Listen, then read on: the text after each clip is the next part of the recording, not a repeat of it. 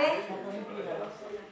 Sean todos bienvenidos y bienvenidas, como es la fórmula que siempre utilizamos, a la Casa de Caballero Bonal, a la Casa de las Letras, que es la casa de todos ustedes porque aman los libros, aman las letras y a la figura de Caballero Bonal.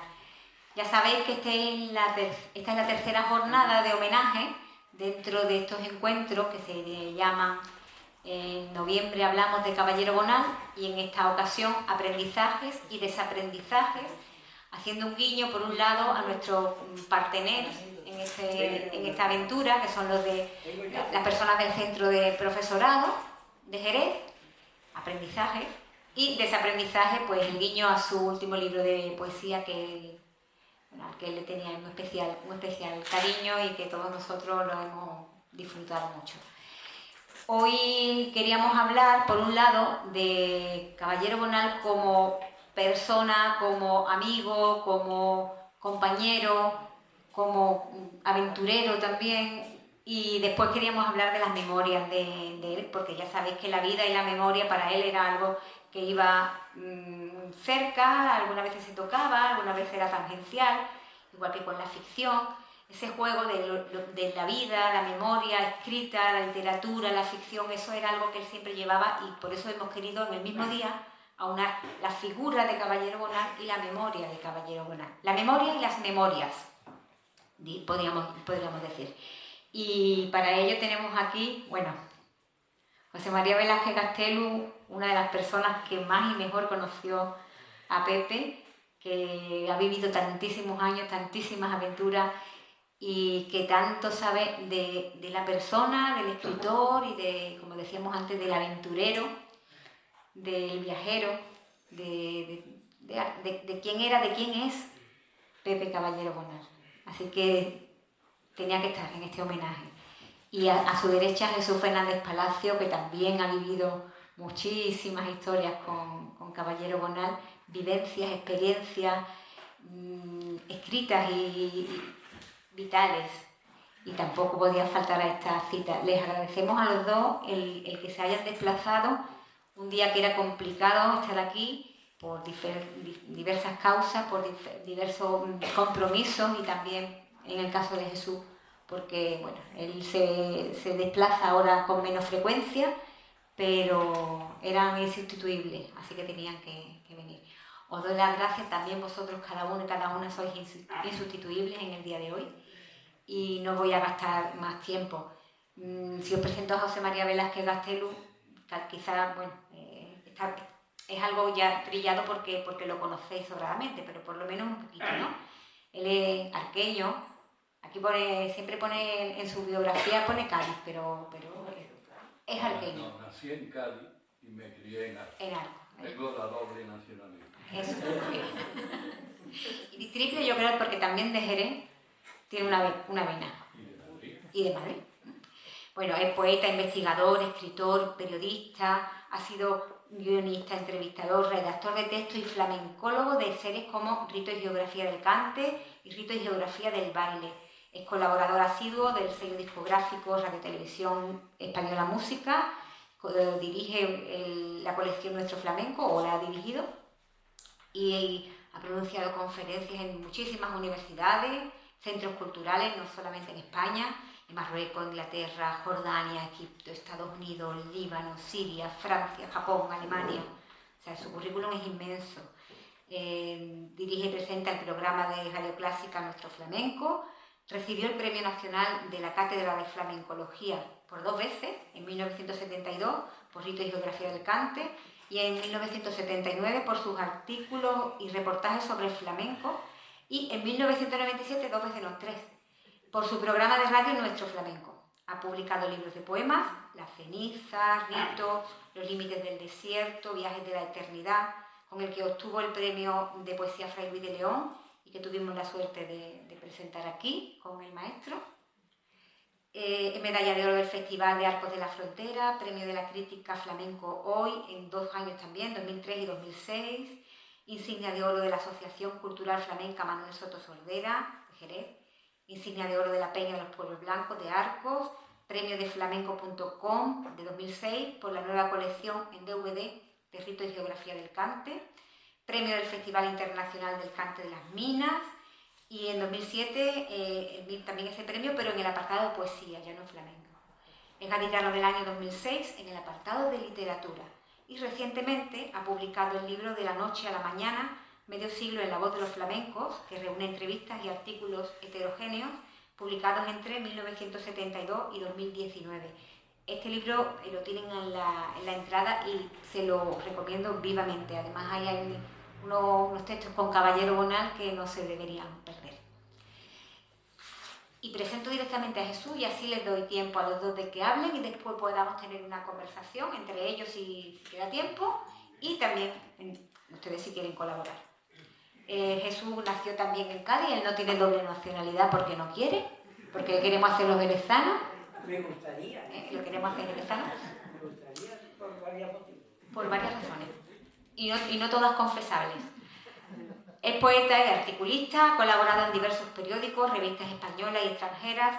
Sus poemas han sido traducidos a diversos idiomas: inglés, italiano, francés, alemán, rumano, portugués.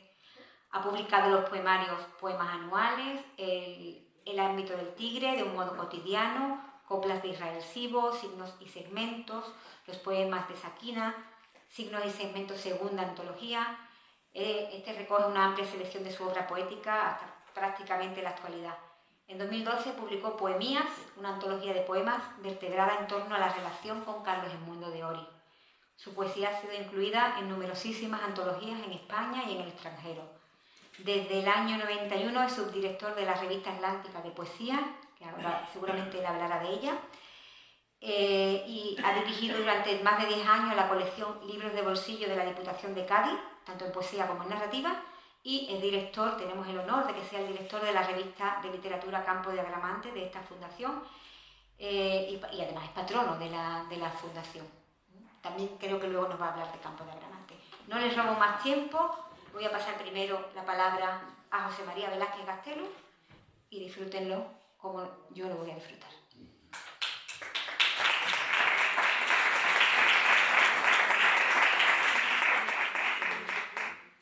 Buenas tardes.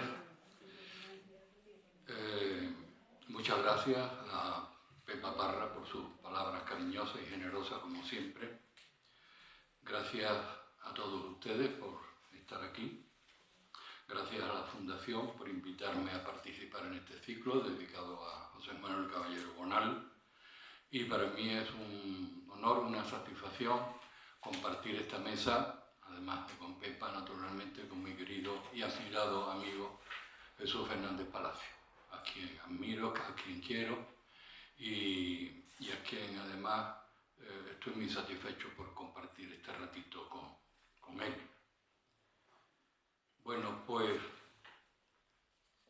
el 23 de mayo de 2017 se le tributó un homenaje a José Manuel Caballero Bonal en la madrileña Residencia de Estudiantes con motivo de la publicación de su libro Examen de Ingenio, en el que participaron distintas personalidades de la cultura, entre ellos el director de cine Manuel Gutiérrez Aragón, las poetas Clara Janés y Aurora Luque, o los escritores Javier Rodríguez Marco, Antonio Luca, este último también poeta, y entre el público que abarrotaba la sala estaban numerosos amigos de José Manuel, que yo recuerde los músicos Ana Belén y Víctor Manuel, los periodistas Jesús Ruiz Mantilla y Juan Cruz, los escritores Pepe Esteban y Armas Marcelo, el poeta Luis García Montero. Cerraron el acto el cantador David Lago y su hermano el guitarrista Alfredo Lago, de aquí de Jerez, dos grandes artistas, con un hermoso concierto que ellos y yo habíamos preparado con antelación y en el que todos los cantes se apoyaban en estructuras literarias compuestas por letras del propio José Manuel. Cuando el director de la residencia y presentador del acto, José García Velasco, exdirector, habló sobre mí para posteriormente invitarme a ocupar la tribuna, aludió a mi relación con Caballero Bonal, insistiendo en que era algo así como mi tío. Al comenzar mi intervención, agradeciendo las palabras de García Velasco, lo contradije, afirmando que no era mi tío, sino mi hermano mayor. Porque eso fue precisamente para mí, José Manuel, un hermano mayor. Y eso fue también lo que representó en mi vida, a través de los vínculos, del nexo íntimo y cálido que mantuvimos a lo largo del tiempo. Claro que antes quiero manifestar que en contra de mi querida Pepa Parra, dudo del título que se le ha asignado a esta breve participación mía. ¿Quién es Caballero Bonal? Difícil cuestión, y más si tenemos en cuenta las palabras del gran pensador y poeta francés Paul Valéry: el hombre es mucho más complicado que su pensamiento. Efectivamente, el ser humano por naturaleza está envuelto en una intrincada configuración que en la mayoría de los casos se presenta como el bosque a cuyo corazón es difícil llegar para resolver el enigma. La complejidad puede enriquecer la condición humana y ser su seña de identidad, pero a la vez se convierte en una barrera impenetrable. El filósofo, también francés, Edgar Morin, escribió que la conciencia de la complejidad nos hace comprender que no podremos escapar jamás de la incertidumbre y que jamás podremos tener un saber total. La totalidad es la no verdad.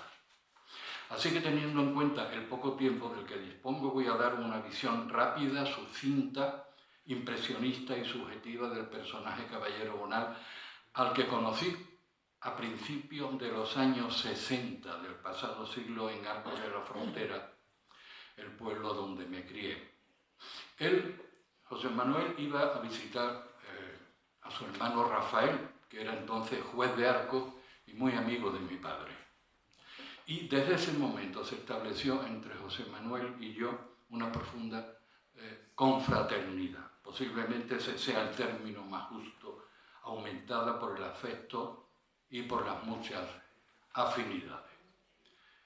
Por mi parte, tres fueron los pilares en que se sustentó esa alianza: el profundo respeto, la admiración hacia su obra como artista y el enorme cariño y asimismo por lo gratificante que resultaba estar a su lado. Solo su presencia provocaba una celebración de la vida. Era un canto a la creatividad, a la imaginación, a la exaltación de la existencia. Uno de esos viajes a Arcos de José Manuel coincidió con la Semana Santa. Y en esa ocasión se presentó con los escritores Fernando Quiñones, José Luis Aguaroni y el poeta Luis Feria. Luis Feria, que era una persona exquisita, refinadísima, que acababa de ganar el por entonces muy prestigioso Premio Adonai de poesía. Venían de Sanlúcar y habían pasado por Jerez. El coche lo conducía José Manuel y de copiloto, después de las visitas sanluqueñas y jerezanas, pues Luis Feria estaba dormido profundamente. Y detrás a Cuaroni no se le ocurrió otra cosa que, una vez que Fernando Quiñones se había despojado de pantalones y calzoncillos, pintarle en el trasero unos ojos enormes y una boca, poniéndoselo en la misma cara al fino y delicado Luis Feria, que claro, al despertar y encontrarse con semejante visión, gritaba despavorido. Pero por la noche ocurrieron otras cosas. Con José Manuel siempre ocurrían cosas. Y al paso del Cristo de la Veracruz, Fernando Quiñones se deshizo del grupo, empujó a la multitud y, rompiendo la barrera de la fila de penitentes, se arrodilló en el suelo delante del paso y con los brazos en cruz comenzó a cantar una saeta de letra ininteligible. Claro, los guardias civiles, armados con fusiles de asalto, que custodiaban al Cristo, se quedaron atónitos. Así que los hermanos mayores, provistos de pertigas de plata, avanzaron peligrosamente hacia él, acompañados de la Guardia Municipal. Inmediatamente lo cogí del brazo, me lo llevé de allí a toda prisa, mientras era insultado por la gente ante el regocijo de José Manuel, que celebró tan disparatada como peligrosa hazaña. He hablado muchas veces sobre José Manuel Caballero Bonal, sin ir más lejos en este mismo sitio y en diversas ocasiones. A veces Pepa me invita, pero digo, ya yo no sé lo que decir.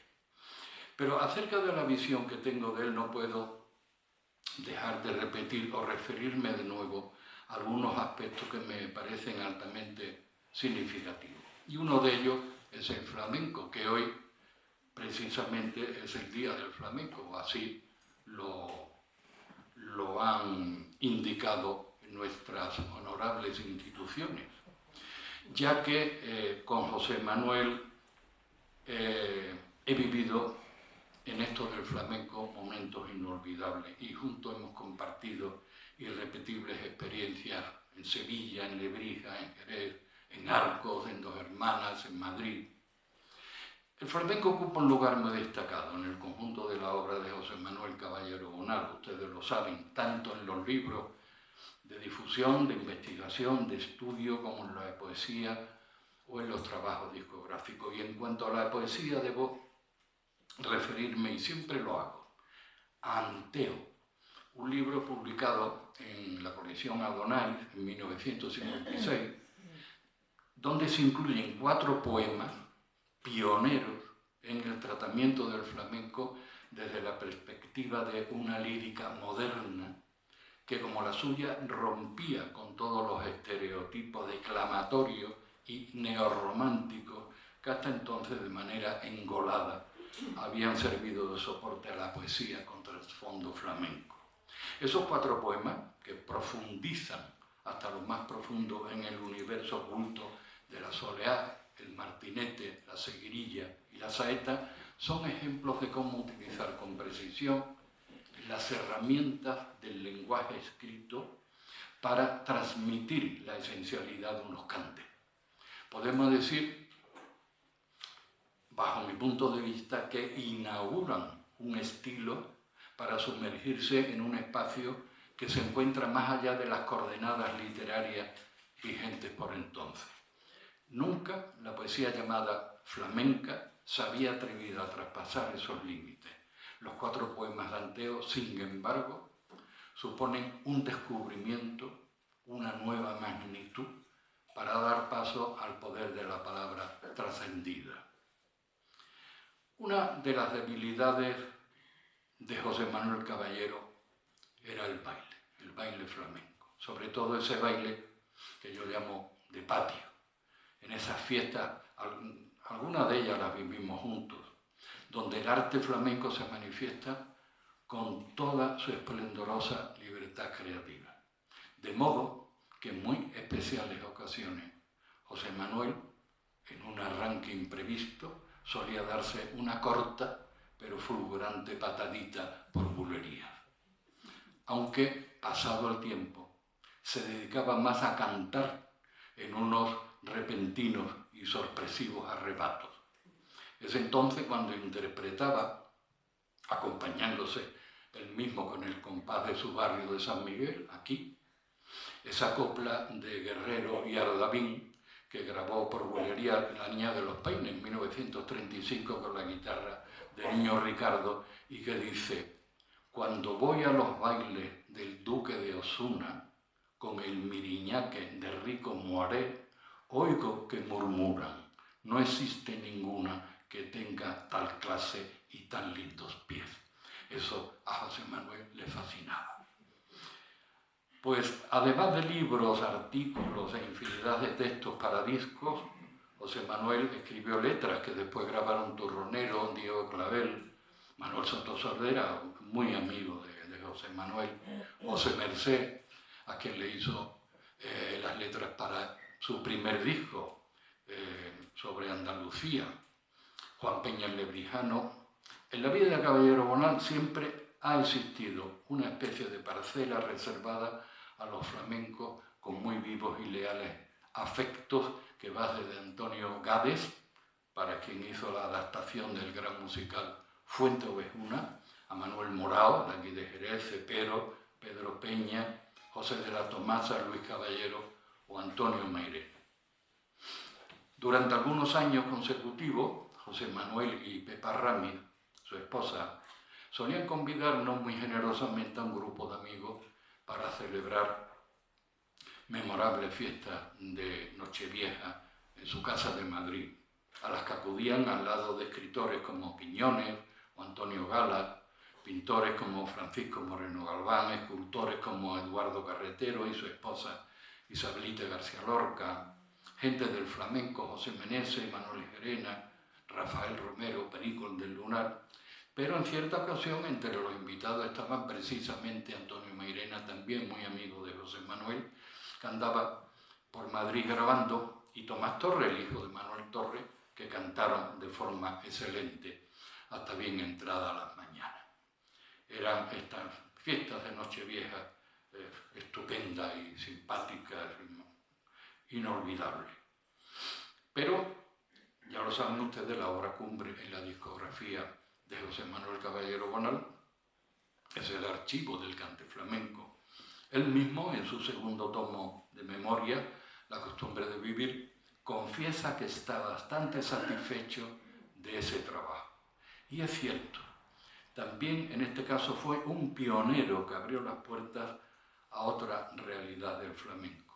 En 1964, José Manuel Caballero llegaba a la Baja Andalucía.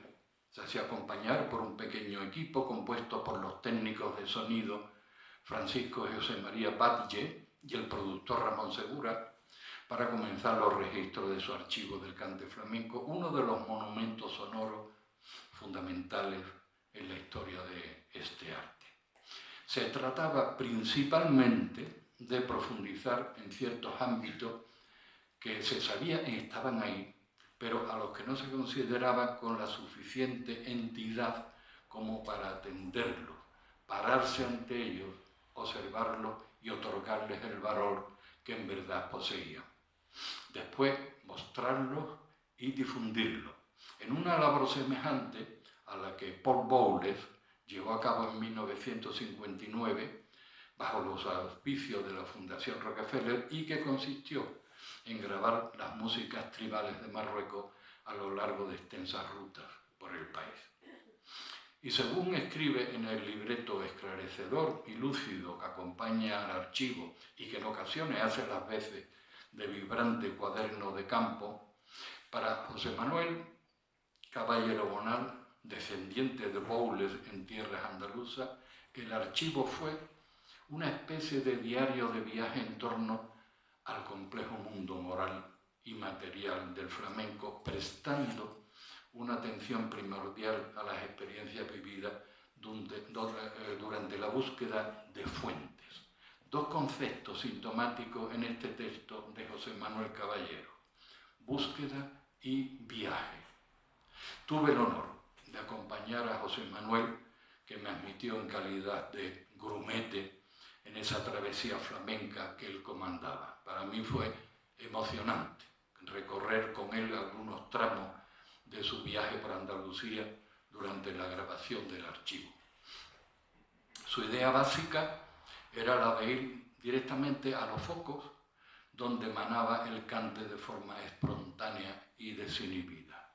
Y fue el caldo de cultivo para que años más tarde se realizara la serie de televisión de 100 capítulos, Ritografía del Cante, la serie televisiva que a principios de los 70 del pasado siglo hicimos Mario Gómez, Pedro Turbica y yo, dando, digamos, forma visual a las propuestas que se desprendían del archivo y ampliando su horizonte territorial a otras provincias, Málaga, Huelva, Extremadura, La Unión o Granada.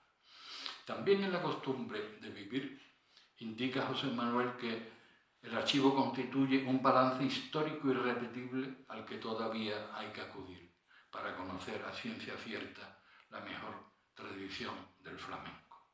En este caso fue un precursor, suprimiendo la limitación de tiempo en los registros sonoros y prescindiendo de los estudios de grabación.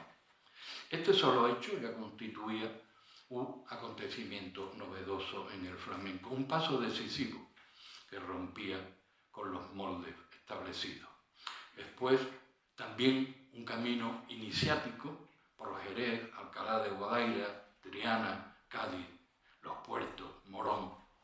Muchas cosas que desconocían me fueron reveladas entonces, dice José Manuel, y no pocas conjeturas se hicieron certeza, sobre todo a partir de la fijación tajante de esa línea divisoria, dice él, entre el flamenco genuino y las imposturas y añagazas andaluzas de exportación.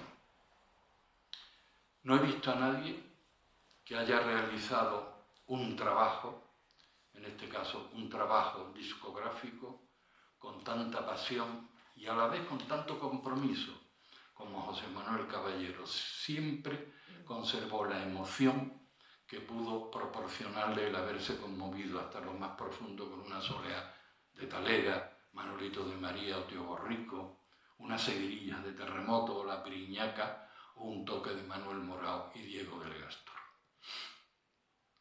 Otro de los aspectos que me maravillaban de José Manuel era su capacidad para la improvisación, la chispa, el talento para la fabulación, la inventiva, la agilidad en la repentización.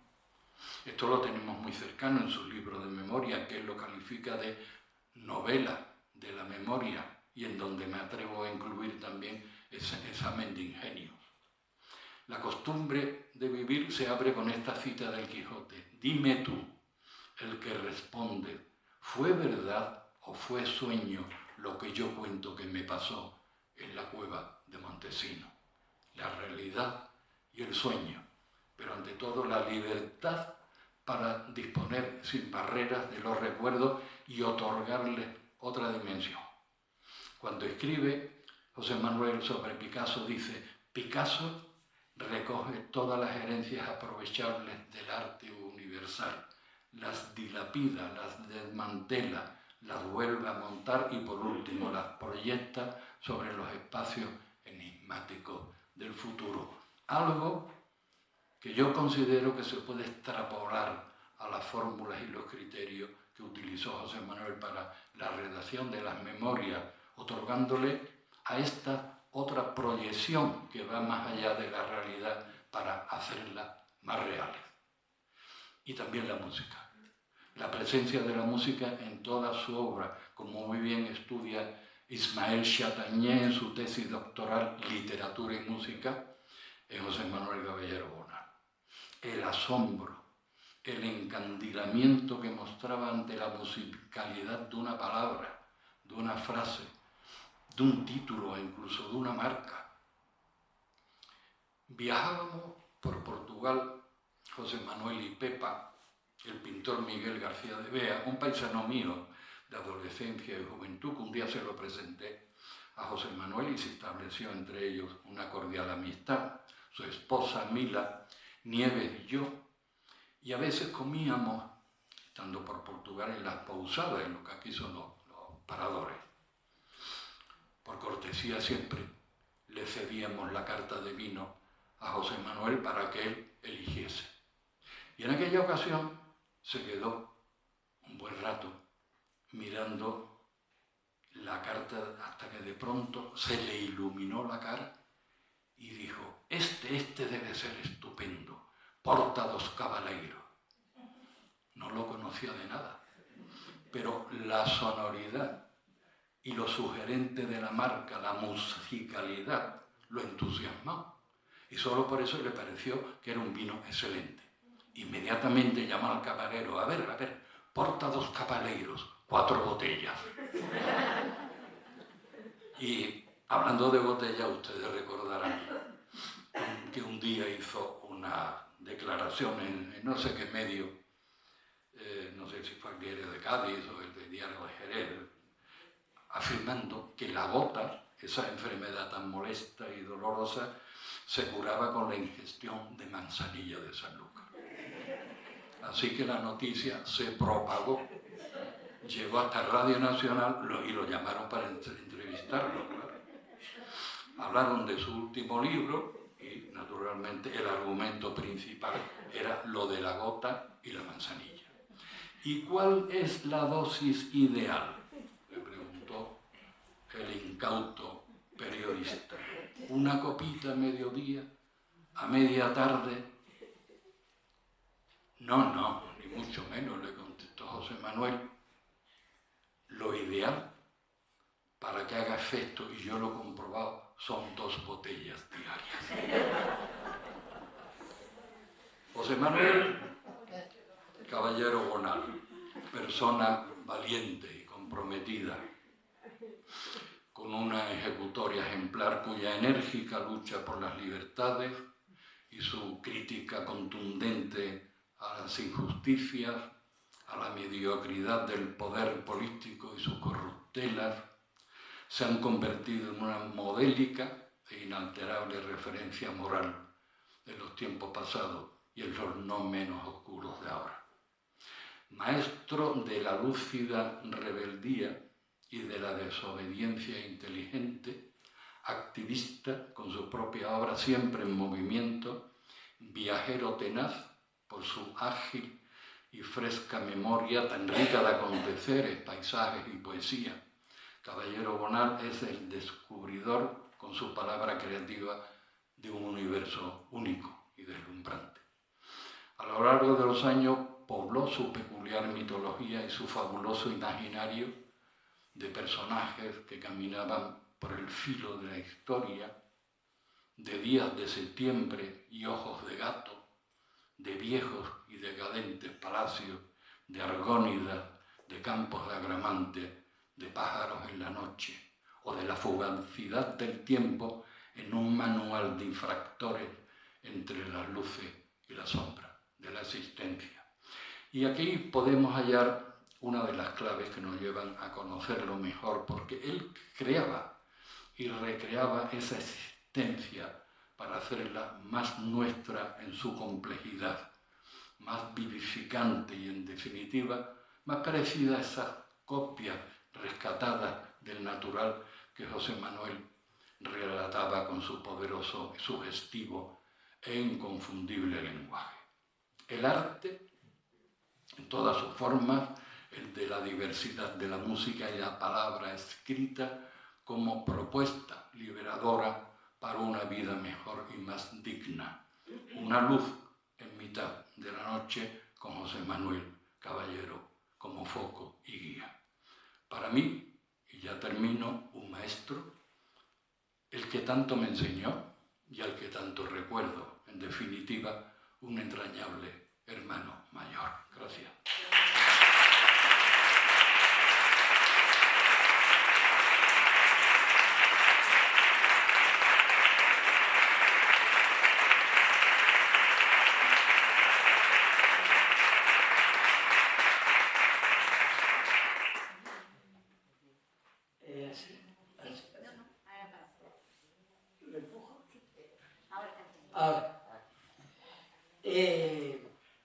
Buenas tardes.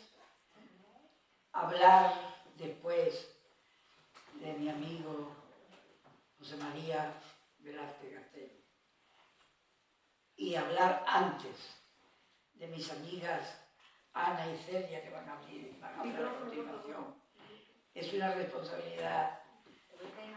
¿Qué pasa? Que no sé. Una responsabilidad bastante grande para mí, pero voy a tratar de hacer lo que pueda. Estoy muy contento de volver a esta fundación, donde no voy a decir que me he criado, porque ya venía criado, sino que he pasado los mejores, o casi los mejores, años de mi vida a lo largo de los congresos, de las actividades. Ver todavía aquí en activo a Pepa Parra y a Eva es una alegría, porque es señal de que el estandarte de la fundación sigue en pie. Hubiera estado también Ricardo, pero el pobre se ha roto el menisco o no sé qué otro hueso.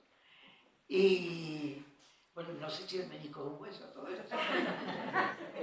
Se ha roto una pierna y no puede venir porque estaría aquí.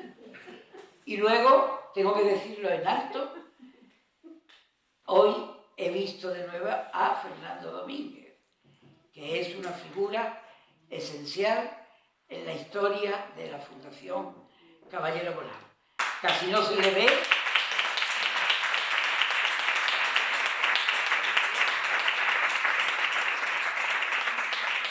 casi no se le ve porque es bajito, tiene un sombrero que lleva puesto y una mascarilla, pero el corazón casi más grande que hay en Jerez lo tiene ese hombre y ojalá que tenga mucha salud, siga muchos años vivos.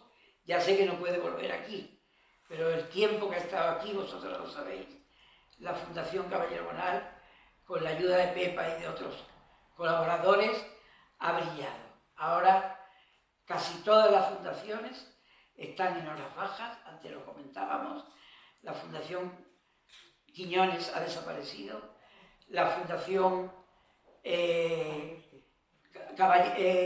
Carlos del Mundo de Ori todavía vive, sobrevive como puede, y bueno, también hay otra, la de Alberti también ha desaparecido. Son malos tiempos para las fundaciones, y eso que sus autores se lo merecen, y los pueblos donde están también se merece que sigan actuando como han hecho también una labor extraordinaria. Yo he titulado mi participación en este homenaje con un título un tanto enigmático, porque dice: desde el desierto del Sáhara a Campo de Agramante. Y eso tiene un porqué. Efectivamente, yo conocí a Caballero Bonal en los cursos de verano de la Universidad de Cádiz en 1975. Entonces no era todavía de la universidad. Entonces lo organizaba PEMAN y lo hacía en la Facultad de Medicina. Y bien, ese era un aspecto positivo que tenía PEMAN. Y ese año invitó, en el año 75, a Gabriel Zelaya y a José Manuel Caballero Bonal. Gabriel Zelaya vino con Amparichu, que fue la que más habló durante todo el tiempo, y Caballero Bonal es el que estuvo más tiempo callado y escuchando sobre todo los disparates que decía esa señora, y también a Gabriel Zelaya, que de vez en cuando: Amparichu, eso no, Amparichu, eso no. Bueno, desde entonces, porque claro, él no venía tanto a Cádiz. Él, cuando bajaba al sur, iba a San Lucas de Barrameda. Ese era su Arcadia, era su locus amoenus, y allí en el chalet, en el jardín donde él ha vivido tantos años, están encerradas sus cenizas, y en la desembocadura del Guadalquivir también están echadas sus cenizas. En el año 81, y ahora viene el porqué de la primera parte del título, el Frente Polisario invitó al Sáhara a un grupo de escritores, unos más consagrados que otros, unos más jóvenes que otros. En aquella ocasión salimos de Madrid, era el mes de noviembre, un grupo de 25 personas, creo recordar, o tal vez un poco menos. Fuimos a Argel. En Argel nos recibió una delegación del Frente Polisario, y que decir tiene que yo también estaba entre los jóvenes en aquella excursión, digamos, solidaria, y en Argel pasamos una noche, y al día siguiente, en un avión de las fuerzas, de las líneas aéreas argelinas, fuimos desde Argel al desierto, que estaba 2.500 kilómetros más hacia abajo. En aquella ocasión pasamos 4 días. 4 días durmiendo en unos barracones, unas colchonetas en el suelo, y vestidos con el típico darrá saharaui que nos regalaron a cada uno de los que fuimos. Era una túnica blanca, con una tela sencilla y con una costura también muy sencilla, que la llevamos con mucho gusto para demostrar como símbolo de nuestra solidaridad con aquel pueblo. Durante esos 4 días, los saharauis nos llevaron a sitios, a muchos sitios. Si me permitís, voy a recordar esta experiencia que vivió Caballero Bonal como uno más con otras tantas personas de España. En el pasado mes de noviembre yo publiqué 2 artículos, uno en Andalucía Libre, que se publicó en enero del 82, y otro en una revista de Almería, que se publicó al poco de haber ido nosotros al Sáhara. Y voy a leer una parte del que publiqué en Almería, que es el más breve. Yo decía, en el pasado mes de noviembre, un grupo de escritores y artistas españoles estuvimos en el Sáhara, invitados por el Frente Polisario, para conocer la realidad del pueblo saharaui en su lucha de liberación nacional. La convivencia, que fue muy interesante y aleccionadora, duró 3 días completos, aunque algunos compañeros la prolongaron algunas jornadas más para visitar los territorios liberados de la RAS. Y en síntesis tuvo el siguiente desarrollo. Viernes día 13. Llegada a Tinduf a las 10:40 de la mañana. Nos recogieron en el aeropuerto varios miembros del Frente Polisario y en unos estupendos Land Rover, fabricación inglesa, nos condujeron al campamento de recepción, a unos 20 y tantos kilómetros de la ciudad argelina. Era puro desierto. Allí fuimos recibidos con grandes muestras de afecto por Mohamed Embarek, Ahmedou Emboirik, Abderrahman Ramdan, Lariteani, Boussa, Kaltum y Suelma, esta última presidenta de la Unión Nacional de Mujeres. Tras los primeros momentos de presentaciones, charlas, distribución de habitaciones, reparto de los libros que les habíamos llevado, almuerzo breve y siesta, a las 3 de la tarde aproximadamente iniciamos un programa de visitas y entrevistas que nos habían preparado. El hospital al que llegamos se encontraba en el territorio de la wilaya de Smara y había sido construido en 1977. Según vimos y según nos explicó el director general de Sanidad, ese centro estaba formado por varios pabellones de una sola planta, construidos sobre adobe y con techo duralita, como todas las edificaciones que visitamos, formando un rectángulo alrededor de un amplio patio donde ondeaba la bandera del Estado. En el interior recorrimos las salas de medicina general, oftalmología. Allí se operan conjuntivitis agudas, cataratas, etc., rayos X, pediatría y ginecología. También vimos 2 salas para operaciones y una de esterilización que contaba con un enorme y sofisticado aparato esterilizador que nos mostraron como un orgullo del hospital. De allí nos llevaron a un campamento próximo donde se recuperan mujeres y niños raquíticos. Posteriormente hicimos una visita a la wilaya de Smara, donde fuimos atendidos y agasajados por el wali, que es como se dice gobernador, y por otras personalidades del lugar. Ya en nuestro campamento, a las 9 de la noche, realizamos un acto de confraternidad con algunos poetas saharauis que habían venido desde distintos puntos del territorio.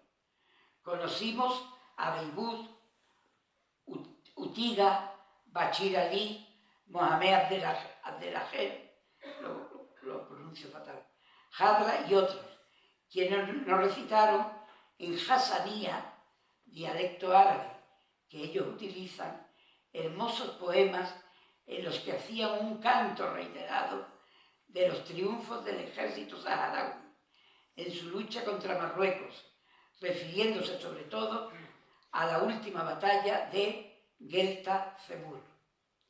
Los poemas que recitaban nos recordaban sin duda los trovos alpujarreños y del levante español. Tras este acto, que se extendió durante más de 2 horas, y la cena y los paseos por la increíble noche del desierto, terminó nuestra primera jornada. El sábado 14 por la mañana nos llevaron a la escuela de formación integral 12 de octubre y al colegio 9 de junio. Ese último fundado en 1976 en memoria de Seyed Mustafa, el Wali, muerto en territorio mauritano el día 9 de junio de 1976 en el transcurso de un encarnizado combate.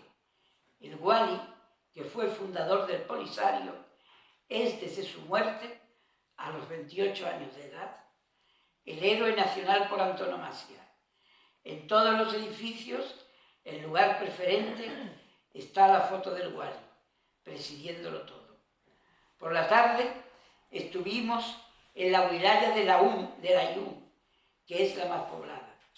Allí asistimos a un mitin organizado en esta fecha para denunciar y condenar el acuerdo tripartito de Madrid, firmado hace 6 años por España. Me refiero al gobierno franquista de entonces.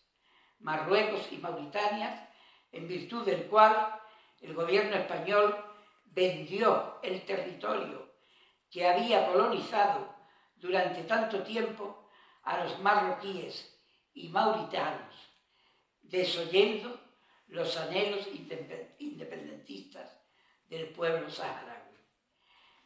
En el mitin actuaron el grupo folclórico de Layún, grupo de mujeres, Mártir Wali se llamaba, y un grupo de niños del colegio 8 de marzo.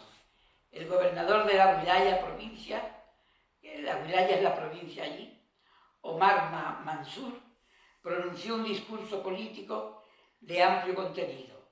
Fanny Rubio, en representación del grupo de españoles, leyó el manifiesto que habíamos elaborado, que aparece publicado en estas mismas páginas. El poeta asturiano Emilio Sola leyó un poema de homenaje al pueblo saharaui y Fernando Quiñones cantó un fandango por seguidilla al estilo de Manolo Caracol, que levantó el clamor de los allí congregados. Como veis, Fernando está en esta trayectoria siempre. Domingo 15, el último día que estuvimos, por la mañana fuimos a la Escuela Militar de Mujeres 27 de febrero. En este centro, fundado el 14 de noviembre del 78, se han diplomado ya 2 promociones de mujeres.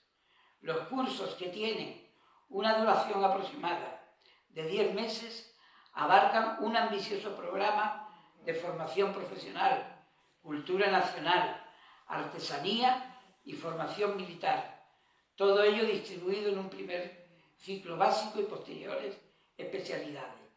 Las 800 mujeres que allí estudian, una vez terminado el curso, pasan a prestar sus servicios en las distintas wilayas y dairas. Hay 3 wilayas, el Ayun, como he dicho, Esmara y Dakla. Y cada wilaya tiene varias dairas, es decir, son como nuestras provincias integradas por varios municipios y en los frentes de guerra como sanitarias prestando otros servicios. En esa escuela visitamos varias clases, salas de niños, porque las que son madres tienen allí a sus hijos, comedor de niños, talleres de sandalia, de artesanía en metal y cuero, de costura y de alfombra. Tras visitar el sector oeste de la wilaya de Layún, donde fuimos atendidos por un subgobernador y otros prohombres de la ciudad, volvimos a nuestro campamento para almorzar. Por la tarde nos enseñaron una parte del armamento capturado a los marroquíes, sobre todo en la batalla de Guelta Serbu en el pasado mes de octubre. Allí mismo tuvimos ocasión de conversar con varios prisioneros marroquíes, quienes tras reconocer el buen trato que recibían en su cautiverio, nos expresaron su disconformidad con la guerra que su país estaba librando contra el pueblo saharaui, por entender como injustas las pretensiones anexionistas del gobierno de Hassan II. Todos confirmaron sus deseos de volver a sus casas, de que la guerra termine y de que ambos pueblos, el saharaui y el marroquí, vivan en paz, siendo dueños de sus propios territorios libres e independientes. Tras esta visita, que tuvo momentos especialmente emocionantes, volvimos a nuestro campamento, donde celebramos una reunión con el compañero Jalés, miembro de la Secretaría Permanente del Frente Polisario, quien nos informó largamente sobre la lucha del pueblo saharaui, su dialéctica, el deseo de un entendimiento total con España, una vez que el gobierno repare la traición que aquel gobierno franquista perpetró el 14 de noviembre de 1975 y reconozca al pueblo saharaui como tal y al Frente Polisario como su vanguardia política e interlocutor válido. Nos manifestó su simpatía y la de todo su pueblo por el pueblo español, simpatía que pudimos comprobar nosotros en las visitas que realizamos, donde comprobamos la alta calificación que les merece nuestra historia y nuestra cultura, y el estudio que realizan de nuestro idioma como segunda lengua oficial de su país. La amistad con este pueblo es una oportunidad histórica invalorable que los españoles no deberíamos dejar pasar, presionando a nuestras autoridades para que reconozcan sin demora la realidad del pueblo saharaui en su justa lucha por su liberación nacional. Y es esa una responsabilidad que nos atañe a todos. ¿Por qué he querido leer esto entero? Porque ahora está otra vez de moda este tremendo conflicto y por los intereses que hay económicos, con el carbón, con el fosfato, con todas las materias primas que allí hay, el pueblo marroquí, el gobierno marroquí, la monarquía marroquí, está impidiendo que los saharauis consigan su sueño soñado, que ya estuvo apoyado bastante por las Naciones Unidas y por muchos países. En aquella ocasión firmamos un manifiesto, las personas que asistimos a aquella experiencia.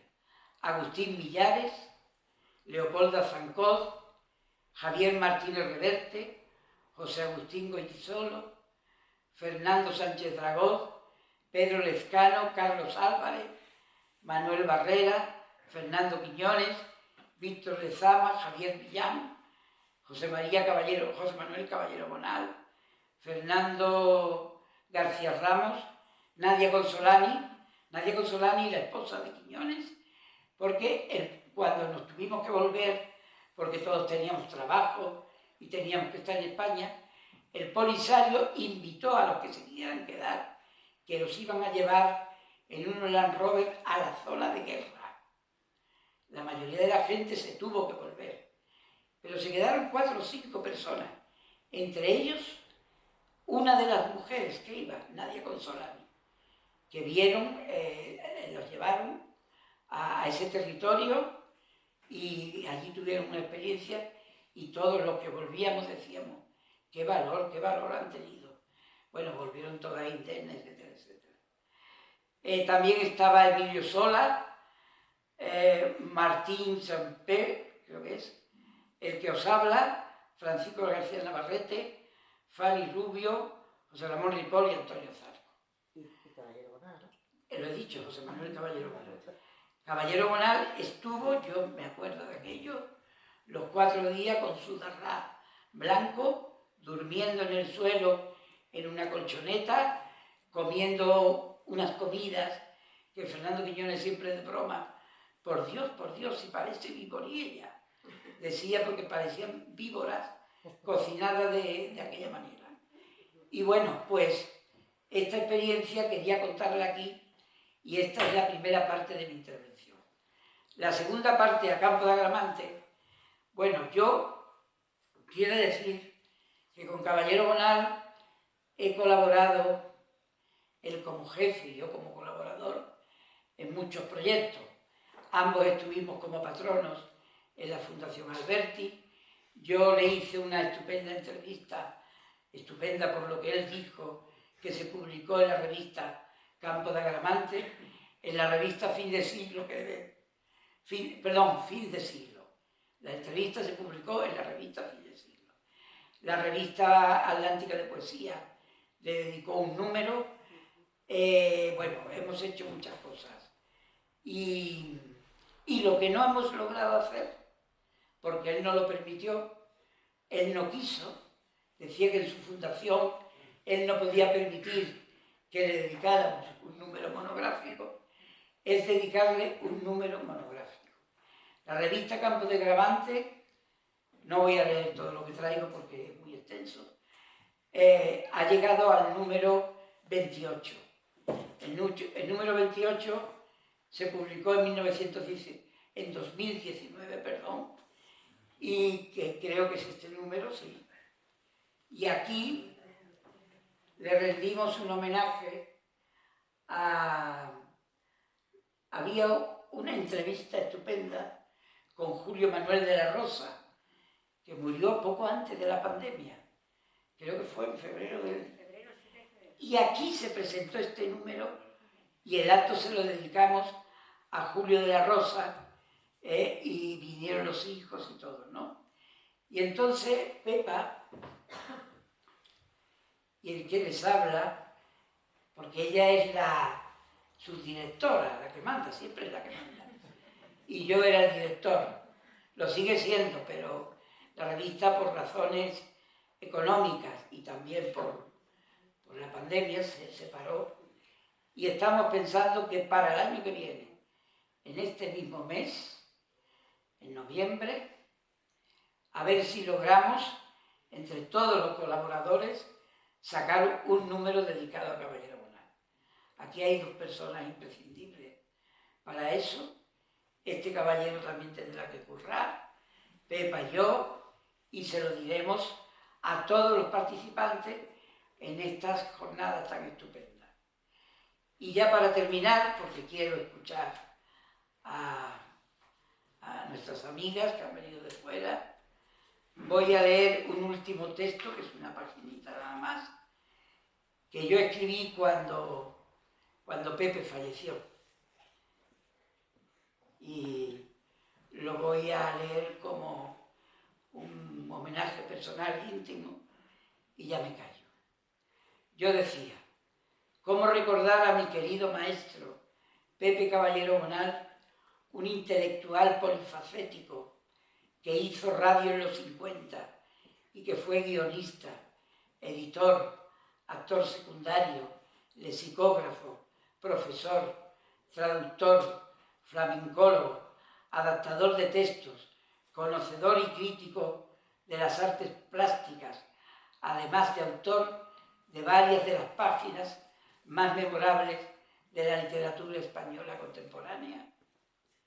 Tal vez, como el amigo y confidente en tantas y diversas ocasiones durante 50 años, antes de y durante nuestra estrecha y fecunda colaboración en la fundación que lleva su nombre en Jerez y en la elaboración de la revista Campo de Agramante, cuya dirección tuvo a bien encomendarme.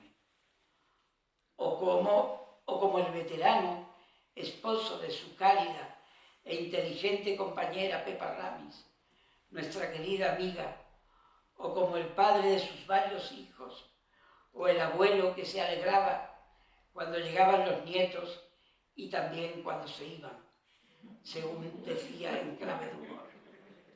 En fin, cualquier intento de compendiar tantos recuerdos personales parece abocado al fracaso a la hora de hacer un justo retrato de un autor tan poliédrico y profundo. Si no me creen, lean sus libros. Si en su obra poética confluyen la intensidad y la armonía, la claridad y el misterio, el humor y la ironía, la insolencia, el erotismo, la sátira, la denuncia y la propia infracción. Y si en su obra de ficción concurren la autobiografía y la memoria, la rebeldía y el ajuste de cuentas con el pasado, la tensión narrativa, el brío y la fluidez de su prosa, las descripciones precisas, la adjetivación generosa y deslumbrante, el lenguaje culto, las intercesiones de lo real con lo mágico, lo inesperado, el sarcasmo, los alardes creativos, la agudeza de la mirada, la riqueza de recursos semánticos y sintácticos que potencian la narración, las metáforas, los juegos de palabras, las sinestesias, las sinonimias, las hipérboles, muchas de esas características que le identifican como escritor completo se dan ostensiblemente en su obra crítica y ensayística, de ahí que ésta pueda considerarse como una prolongación de aquella, un complemento necesario para comprender mejor no ya solo sus potencias creativas, que son muchas y sobresalientes, sino también para conocer los distintos matices de su pensamiento respecto a la política, a la creación literaria, a la historia, al país en el que vivimos, a la evolución de la cultura, a los lugares que visitó y vivió en sus frecuentes viajes y, en fin, a infinidad de parcelas que pueden tener relación con la moda, la gastronomía, el folclore, la modernidad, la tecnología, la convivencia, la vida y la muerte, la amistad y otros muchos temas. Casi nada le resultaba ajeno a Caballero Bonal, y en todos daba su opinión entre la certeza y la duda, entre el rigor y la ambigüedad, con inteligencia y sensibilidad, sin que le temblara la mano. Una mano, en fin, que llevaba escrita la vida, impulsada por el talento y la vocación de su dueño, que a pesar de su generosa edad, mantuvo casi hasta el final una energía y un espíritu crítico envidiables, no solo a favor de la buena literatura, sino también en contra de convencionalismos y banalidades, y con mayor empeño en contra del pensamiento único y gregario que trata de imponer sus consignas de siempre, para lo que Caballero Bonal dispuso de su propio manual de infractores e insumisos. Una actitud así de saludable y ejemplar. Descanse en paz y en nuestra memoria amorosa. Muchas gracias.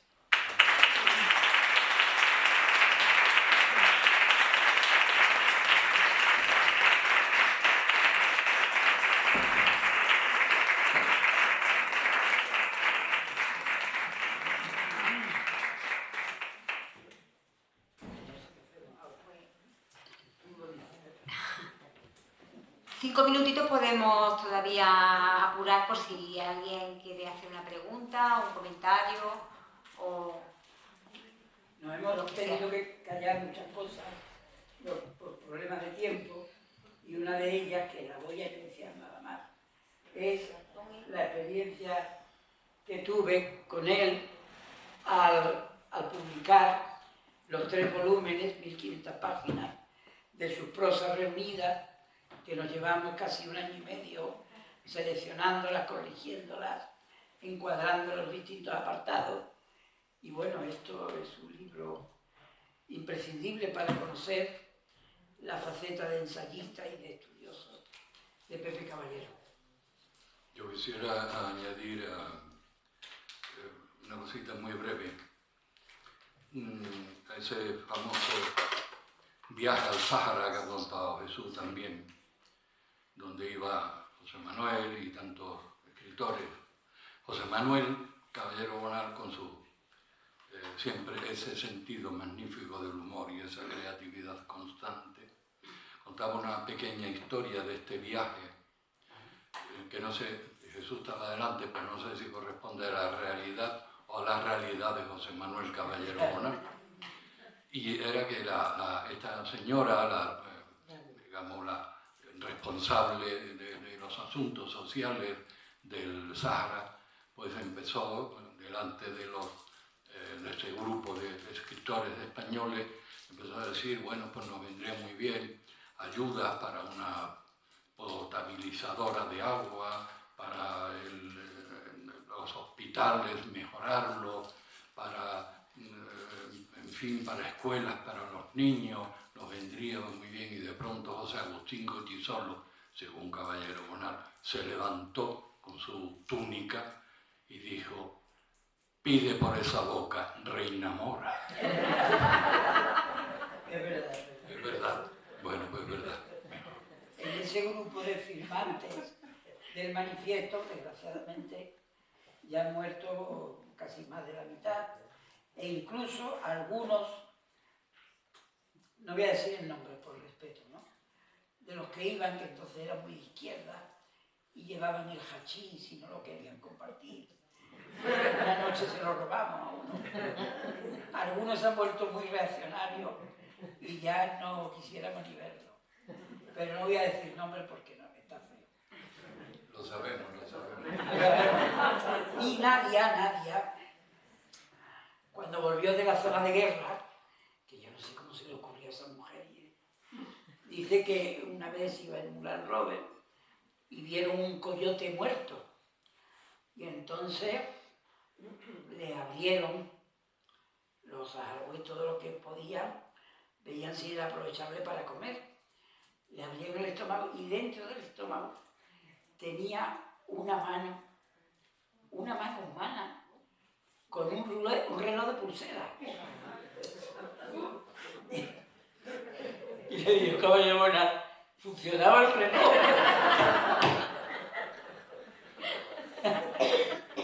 Yo no sé si era verdad o mentira, pero bueno, anécdotas. Hay anécdotas maravillosas. Fue una experiencia muy bonita, muy emocionante, hablar con los poetas, con los niños, con las madres, con los soldados marroquíes que estaban viviendo un calvario. Es que ahora abrimos cualquier periódico y yo no paro de leerlo, lo leemos todo, que se están reproduciendo muchas cosas que se hicieron en aquella época. Y yo no sé qué solución. Bueno, ahora encima se han roto las relaciones políticas entre Argel y Marruecos, nos tienen que traer el petróleo en barco porque ya la tubería, que creo que son el gas, 500 o 600 kilómetros que pasa por la parte dominada por los marroquíes, han dicho que no pasa. Bueno, y seguimos atascados en esa situación y ese pueblo sufriendo allí en medio del desierto, como digo. Así que, en fin, vamos a ver. Pues vamos a cambiar un minuto para cambiar los rótulos, y si alguien tiene que ir a servicio.